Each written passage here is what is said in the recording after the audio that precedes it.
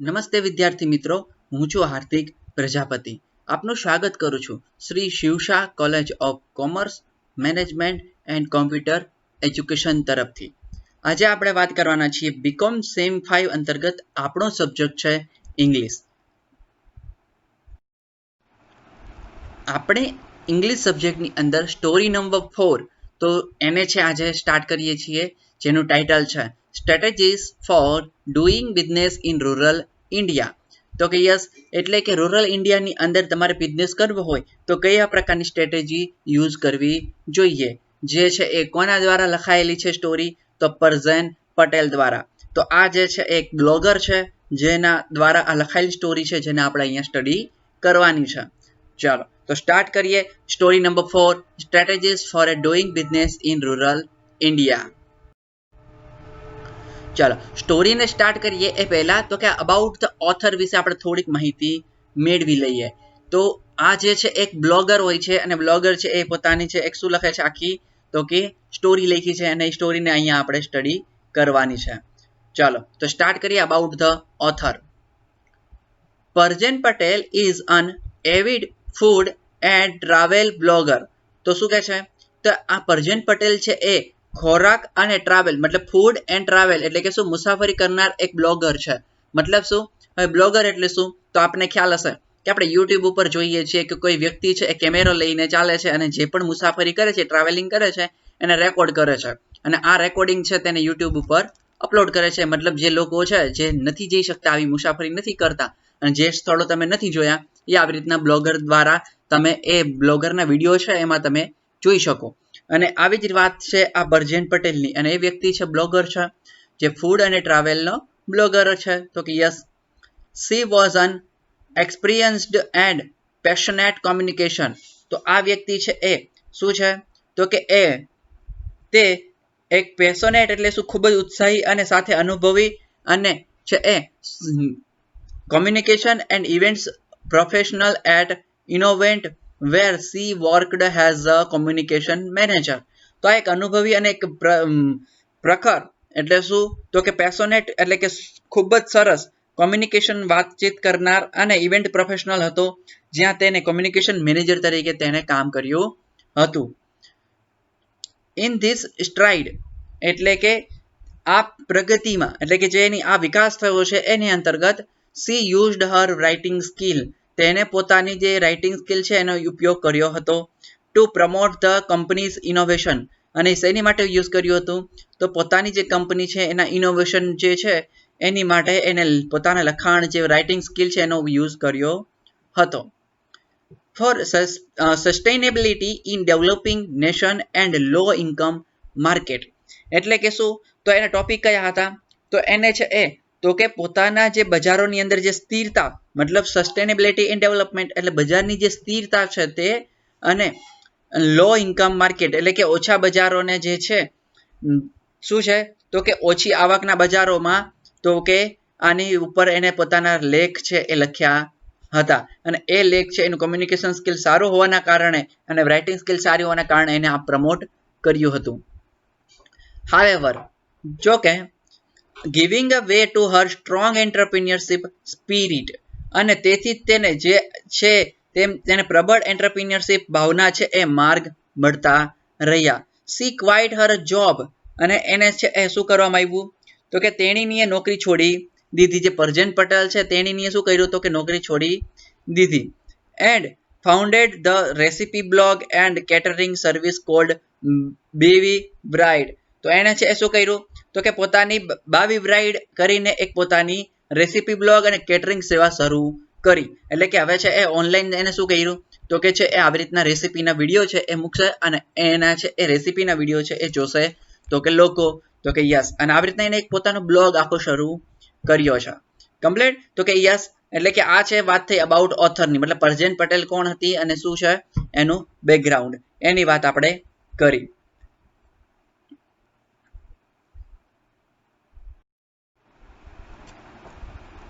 About the text. હવે આપણે વાત કરીએ ટેક્સ્ટ વિશે. તો ટેક્સ્ટ શેના વિશે છે અને શું કહેવા માંગે છે એની વાત કરીએ. The interview with mister Pradeep Kashyap. જ્યારે પ્રદીપ કશ્યપ સાથે ઇન્ટરવ્યુ થયું ત્યારે and founder of a mart was published in June 2030. એટલે કે CEO and founder of Mart એટલે કે જે 2013 અંતર્ગત જે સીઈઓ અને ફાઉન્ડર ઓફ એ માર્ટ એટલે કે જે માર્ટ છે એના જે ફાઉન્ડર હતા અને સીઈઓ છે પ્રદીપ કશ્યપ સાથે જ્યારે ઇન્ટરવ્યુ થયું 2013 ની અંતર્ગત ત્યારે Mart is a business consultancy firm focusing on rural market અને જ્યારે આનું ઇન્ટરવ્યુ થાય છે ત્યારે શું કરે છે તો બિઝનેસ કન્સલ્ટન્સી તરીકે કામ કરતું હોય છે માર્ટ છે તે અને રૂરલ માર્કેટની અંદર તો કે યસ એટલે કે જે ગામડાનું માર્કેટ છે મતલબ એક સ્મોલ સિટીઝ છે ત્યાંને લઈને માર્કેટ કઈ રીતના કવર કરવું એની ઉપર એક કન્સલ્ટન્સી આખી ચલાવતા હોય છે એન્ડ એન્ટરપ્રિન્યોરશિપ્સ અને તેના ઉપર એન્ટરપ્રિન્યોરશિપ પણ એ ફોકસ કરતા હોય છે તો કે યસ એટલે કે પોતાની જે આવડત છે જે ઉદ્યોગ સાહસિકતા છે તેને કઈ રીતના મેન્ટેન કરે છે તે mister Kashyap has worked in various advisory capacities for the government શું કે છે mister Kashyap has worked in various તો આ જે મિસ્ટર કશ્યપ છે તેને તો કે શું કર્યું હતું તો એને કાર્યાલય માટે એટલે કે શું various worked in advisory capacity એટલે શું તો કે એક સલાહકાર તરીકે ક્ષમતાનું પોતાનું ઉત્તમ ઉદાહરણ પૂરું પાડ્યું હતું including the office of the prime minister and the ministry of rural development એટલે કે જે પ્રાઇમ મિનિસ્ટર ઓફિસ પીએમઓ આવે છે જે આપણને ખ્યાલ છે કે પીએમઓ કરીને પ્રધાનમંત્રી એટલે કે પ્રાઇમ મિનિસ્ટર ઓફિસ જેને આપણે કહીએ છીએ પીએમઓ તો એની અંદર પણ એની સાથે એડવાઇઝરી તરીકે કામ કર્યું હતું એડવાઇઝરી અને સલાહકારી તરીકે એમને કામ કર્યું છે સલાહકાર તરીકે અને the ministry of rural development એની અંદર પણ એને કામ કર્યું છે આ ડિપાર્ટમેન્ટની અંદર તો કે yes he is also consultant for the world bank and Hindustan Unilever તો શું કે છે સોરી એક મિસિંગ થઈ જાય છે લાઈન ફરીવાર he is also consultant for the world bank એટલે કે છે એ વર્લ્ડ બેંક માટે એને કન્સલ્ટન્સ કર્યું હતું તો કે yes and the United Nations એટલે કે યુએન છે એની માટે પણ એ કન્સલ્ટન્સી તરીકે વર્ક કરતા હતા project Shakti which he co-created with the Hindustan Unilever તો કે એને પ્રોજેક્ટ શક્તિ છે હિન્દુસ્તાન યુનિલિવર સાથે શરૂ કર્યું હતું તો કે yes aims to encourage up to 46,000 rural women with an entrepreneurial mindset and make them financial independent તો એને શું કર્યું હતું જ્યારે પ્રોજેક્ટ શક્તિ છે એની સાથે કોઓર્ડિનેટ કરે છે હિન્દુસ્તાન યુનિલિવર સાથે અને એનો માત્ર એક એમ એટલો જ હોય છે કે એ શું કરી શકે તે જે 46,000 જે વિમેન છે ગામડાની મહિલાઓ છે રૂરલ જે સ્મોલ સિટીની મહિલાઓ છે એને પોતાનું શું કરી શકે તો કે છે એન્ટરપ્રિન્યોરશિયલ આપી શકે મતલબ એને રોજગારી પૂરી મળી રહે એટલા માટે અને એમને પોતાના ફાઇનાન્શિયલ ઇન્ડિપેન્ડન્ટ એટલે કે પોતાને સ્વતંત્ર બનાવવાનો એક આગ્રહ હતો એટલે કે જેનો ઉદ્દેશ 46,000 જેટલી ગ્રામીણ મહિલાઓને ઉદ્યમી માનસિકતા સાથે પ્રોત્સાહન આપવાનો અને તેમને આર્થિક રીતે સ્વતંત્ર બનાવવાનો હતો કોના તો આપણા જે મિસ્ટર પ્રદીપ કશ્યપ છે તેમનો ચાલો તો નેક્સ્ટ વાત કરીએ હવે સ્ટોરી સ્ટાર્ટ થઈ છે અહીંથી ચાલો તો એની વાત કરીએ તો strategies four business in rural development India ચાલો તો હવે વાત કરીએ the pioneer of inclusive marketing તો શું કે છે તો આપણા જે પાયોનિયર મતલબ પ્રણેતા એટલે કે જે પ્રણેતાઓ છે ઇન્ક્લુઝિવ માર્કેટિંગ એટલે શું તો ઇન્ક્લુઝિવનો મતલબ થાય છે સમાવેશ કરવો અને માર્કેટિંગ એટલે માર્કેટિંગ તો જે માર્કેટિંગમાં સમાવેશ કરવાની જે પ્રણેતા છે એ વ્યક્તિ Kashyap is also known as the father of rural marketing in India તો આ જે કશ્યપ છે એને તો ઇન્ડિયાની અંદર the father of rural marketing India તરીકે જાણીતા છે ઇન ધ ઇન્ટરવ્યુમાં તેમણે કહ્યું હતું એ પ્રમાણે he discuss how the immense market potential of rural India તો છે એ જ્યારે તેમનું ઇન્ટરવ્યુ થયું ત્યારે તેમણે ચર્ચા કરી હતી કે ગ્રામીણ ભારતની માર્કેટની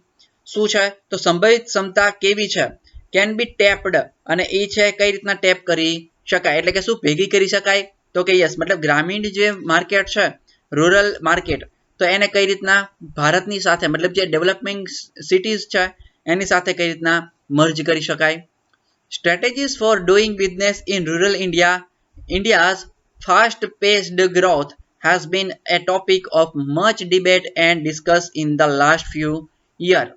એટલે કે છેલ્લા ઘણા વર્ષોની અંતર્ગત strategies of doing business in rural India એટલે કે જે રૂરલ ઇન્ડિયા છે એની માટે જે બિઝનેસ ડેવલપમેન્ટ કરવો હોય તો એની માટે શું કરવું જોઈએ, કઈ તકનીકનો યુઝ કરવો જોઈએ, કઈ સ્ટ્રેટેજી બનાવવી જોઈએ, એ ઘણા છેલ્લા સમયથી આવી ચર્ચાઓ ચાલે છે. તો કે યસ ખૂબ જ અને પછી as a result of a booming sector has there is a growing sense that the country is emerging as a global leader. શું કે છે પરિણામે અંતે શું થાય છે તો કે booming sector has એટલે કે સેક્ટરને બૂમિંગ કરવામાં આવે છે ત્યારે there is a growing sense that country is emerging as a global leader. જ્યારે પણ સેક્ટર છે ઇન્ડસ્ટ્રીયલ સેક્ટરને તમારે બૂમિંગ કરો છો મતલબ એક શું કરો છો એક ગ્રોથ આપો છો ત્યારે તમારી જે કન્ટ્રી છે એ ગ્લોબલ લીડર તરીકે જ આગળ વધે છે. મતલબ જે પણ કન્ટ્રીનું બૂમિંગ સેક્ટરની અંદર બૂમિંગ આવતું હશે એટલે શું તો કે સેક્ટરની અંદર જે એને ડેવલપમેન્ટ છે એને ખૂબ જ આગળ ઊંચા સ્તર ઉપર લઈ જવું એને કહેવાય બૂમિંગ. તો કે યસ અને એને છે એ તો કે country is emerging as a global leader તો એવી કંપની છે એ ગ્લોબલ લીડર તરીકે એક શું થાય છે તો આગળ વધતી હોય છે.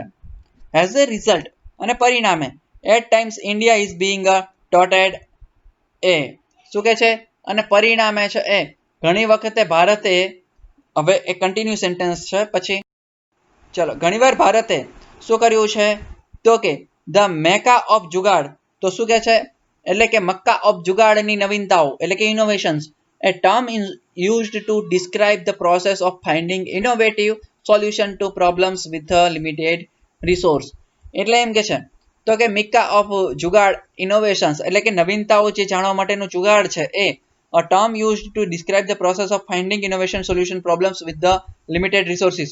એટલે એનો મતલબ એવો છે કે જ્યારે આપણે ભારતની અંદર એવું છે કે જ્યારે તમારે લિમિટેડ રિસોર્સ હોય છે ત્યારે તમે મેક્સિમમ છે એ કઈ રીતના તમે વસ્તુ લાવી શકો છો પ્રોડક્ટિવિટી છે એને ઇન્ક્રીઝ કરી શકો છો એ ભારતની અંદર છે એને આપણે મેકા ઓફ જુગાડ કહીએ છીએ. આપણે નોર્મલી એને જુગાડ વર્ડ આપણે યુઝ કરતા હોઈએ છીએ તો કે યસ સમજાય એટલે કે લિમિટેડ રિસોર્સની અંદર તમે છે એ ઇનોવેશન કઈ રીતના કરો છો. આપણે જોઈએ છીએ ને કોઈ વ્યક્તિ છે એ તો કે એક ટાયર વાળી બાઇક બનાવે છે, કોઈ વ્યક્તિ છે એ ઇલેક્ટ્રિક ઓટો બનાવે છે સમજાય, કોઈ વ્યક્તિ છે એ શું કરે છે તો કે સોલાર સાયકલ બનાવે છે. મતલબ આ ઇનોવેટિવ આઈડિયા છે જે જુગાડ છે એ શું કરે છે તો આપણે ઇન્ડિયાની અંદર આવું જોવા મળે છે તો કે yes. However, has only 12% of Indian population lives in the cities. તો શું કે છે તો હવે જો કે ભારતની અંદર શું થાય છે તો કે માત્ર 12% લોકો છે વસ્તીના 12% લોકો છે એ સિટીની અંદર રહે છે. The remaining 88% people are not repaying. Many of these economy benefit from the countries involving leadership status. તો શું કે છે બાકીના જે 88% લોકો વધ્યા તે વિકસિત નેતૃત્વ સાથે અને સહયોગી વૃદ્ધિ સાથે આર્થિક લાભ ઉપાડી શકતા નથી કેમ કે તે ગામડામાં રહે છે એટલા માટે. તો કે યસ એન્ડ એસોસિએટ ગ્રોથ એટલે કે સહભાગીતા આપતા નથી પોતાના ગ્રોથની અંતર્ગત દેશના. તો કે યસ રૂરલ પોવર્ટી રિમેન્સ રેમ્પેન્ટ તો શું થાય છે તો એના આધારે તો ગ્રામીણ જે ગરીબી છે એ પ્રબળ રહે છે. એટલે કે શું છે તો ગ્રામીણ ગરીબી છે એ છે પ્રબળ રહે છે. એઝ અ રિઝલ્ટ અને પરિણામે innovative thinking is required to meet the needs of India's majority. એટલે કે એના માટે શું થાય છે ભારતની બહુમતીની જે જરૂરિયાતો છે એને પહોંચી વળવા નવી વિચારસરણીની હવે જરૂરિયાત ઊભી થઈ છે. At Innovent we spoke with mister Pradeep Kashyap. હવે આ જે ઇનોવેન્ટ એટલે કે જે આપણા સ્થાપક છે એની અંતર્ગત આપણે એમની વાત કરીએ મિસ્ટર પ્રદીપ કશ્યપ સાથે. The CEO and founder of Mart એટલે જે માર્ટના જે ફાઉન્ડર છે એની સાથે ચર્ચા કરીએ તો India's leading emerging market consultancy firm about the opportunities and challenges.